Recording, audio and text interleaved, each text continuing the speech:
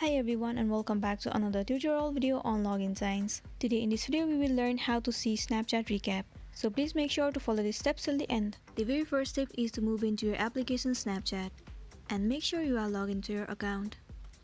Now swipe above and it will lead you to this page.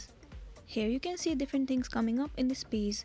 You can see the flashback showing up of previous months. If you actively use Snapchat for this year, you should be able to see a little pop-up right here on the screen. It will tell you that your Snapchat look back is ready. Here you can see that I don't have the your look back, but this person has it. If you too have this thing popping up on your screen, then you'll be able to see your recaps. Well, if you have this thing, then all you have to do is click on it and you'll be able to see a look back at that year of your Snapchat.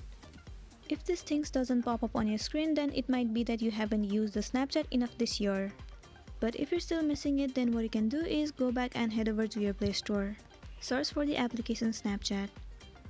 Here you need to make sure that your application Snapchat is updated to the latest version.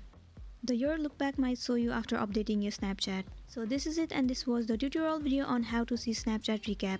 I hope you found this video useful. Thank you for watching it till the end.